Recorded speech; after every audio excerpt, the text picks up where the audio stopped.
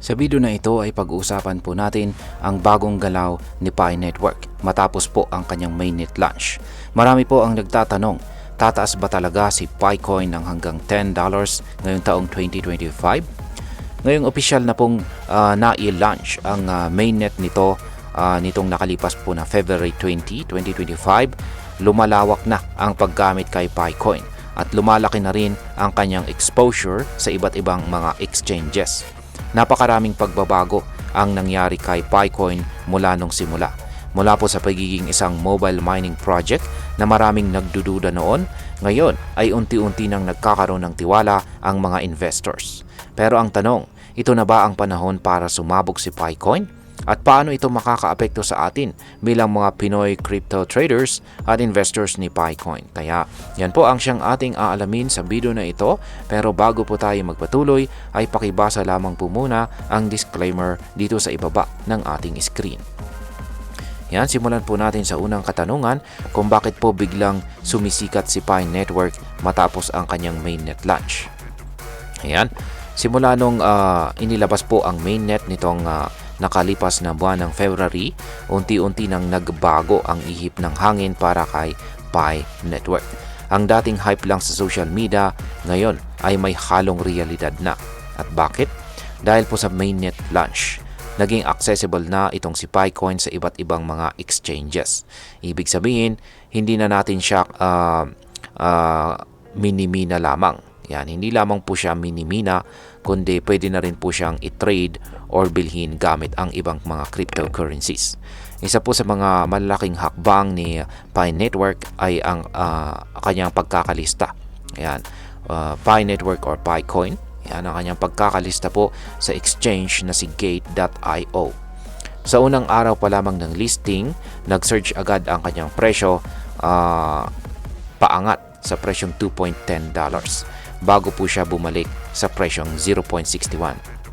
Oo, bumaba rin po siya kaagad, pero hindi ito nangangahulugan ng kabiguan. Ang mahalaga dito ay nakita natin ang lakas ng demand. Umabot po siya sa $1.1 million. Yan ang kanyang trading volume sa loob lamang po ng 24 oras. Dahil dito ay marami na ang analyst na nagsasabi na si Picoin ay bullish o may potensyal na tumaas palalo ang kanyang presyo. Lalo na kung mas marami pong mga platforms ang maglilista kay Picoin.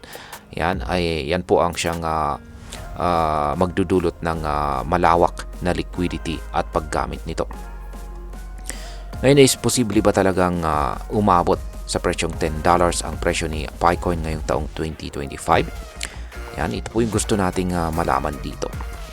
Ayon po sa mga forecast, kung magpapatuloy daw po ang kasalukuyang trend ng adoption at malista itong si Picoin sa mga malalaking centralized exchanges gaya po ng Coinbase, malaki ang posibilidad na umakyat si Picoin sa $5 hanggang $10 na presyo.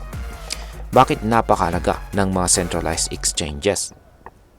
Kasi karamihan po sa mga casual investors ay mas may tiwala sa mga kilalang platforms tulad po ni Binance, Coinbase at saka Kraken. Kapag nandito po si Picoin, mas marami ang makakakita sa kanya at mas dadami ang bibili.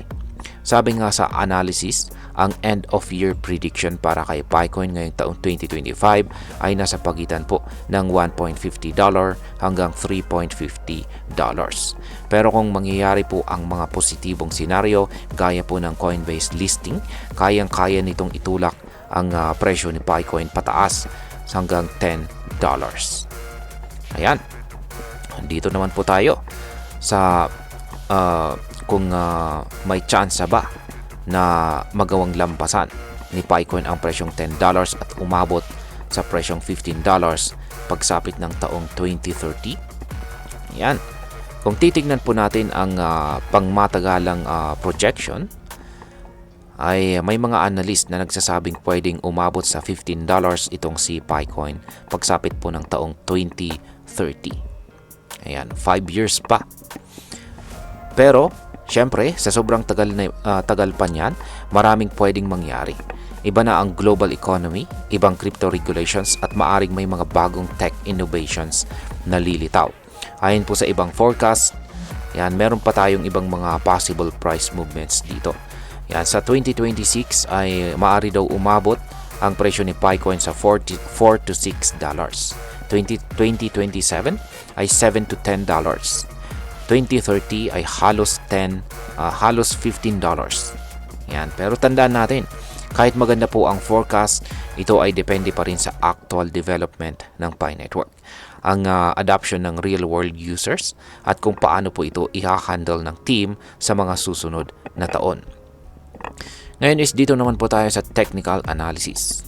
Yan, ano naman ang galaw ng presyo ni Picoin sa short term?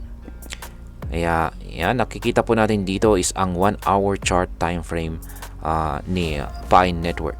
Yan, Pi Network USDT na trading pair po ito. Ayan. Sa kasalukuyan ay hindi pa gaanong agresibo ang short-term movement ni Picoin.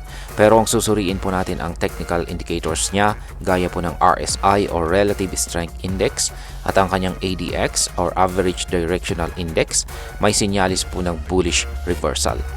Yan yung nasa pinakaibaba na indicator natin dito. Yan po yung may kulay red na linya. Ayan po yung ADX or Average Directional Index. Yung nasa itaas nito, ayan naman po yung RSI or Relative Strength Index. Sa ngayon yung RSI natin ay nasa 55 habang ang moving average po ay nasa 49. Ibig sabihin nito ay may lakas po ang market at maaring magsimula na ulit ang pagtaas ng presyo. Yan, dito naman sa ADX ay nakikita natin dito ay mukhang paakyat na, kung saan ay nagpapahiwatig po ito na lumalakas ang bullish trend.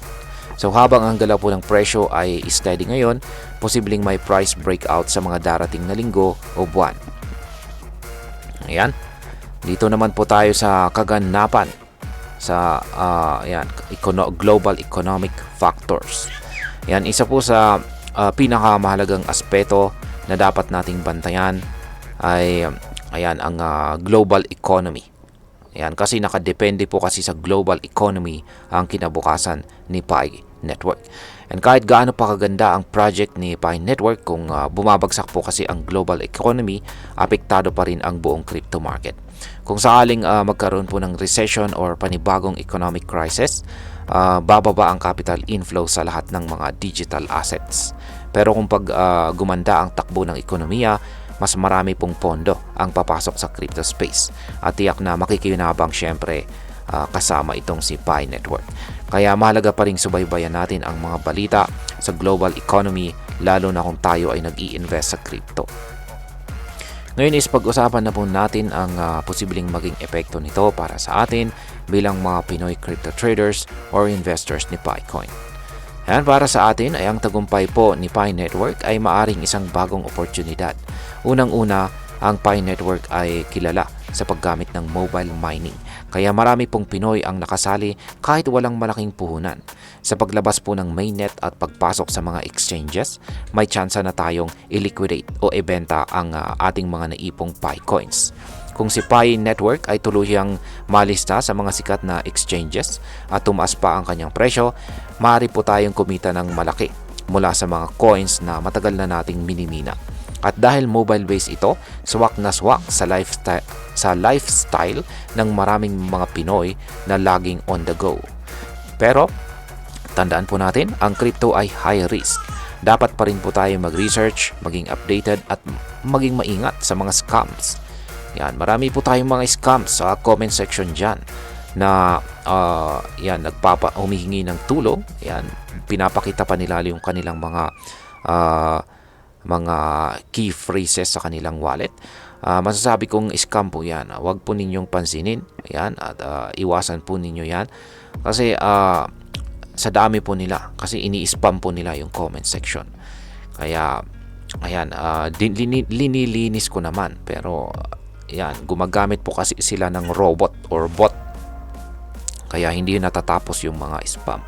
Kaya, maging informed na lang po tayo. Yan, at iwasan natin yan. At maliban po dyan ay huwag po tayong padalos-dalos sa pagbili at saka pagbenta. Yan. Bilang panghuli ay ang masasabi ko naman dito ay si Pi Network ay isa po sa mga pinaka-interesting na projects dito sa crypto space. Nagsimula ito bilang simpleng mobile mining app na maraming tao ang pinagtatawanan. Pero ngayon ay unti-unti na nitong pinapatunayan ang kanyang potensyal bilang isang legit na crypto asset. Hindi ito instant success story. Kailangan pa rin itong patunayan ang tunay na use case at kailangan itong makuha ang tiwala ng malalaking investors at saka platforms. Pero kung magiging matatag ang global economy at magtutuloy-tuloy ang adoption, maaaring sumabog si PiCoin sa mga darating na taon. Kaya kung isa ka po sa mga unang nagmina kay PiCoin, congratulations!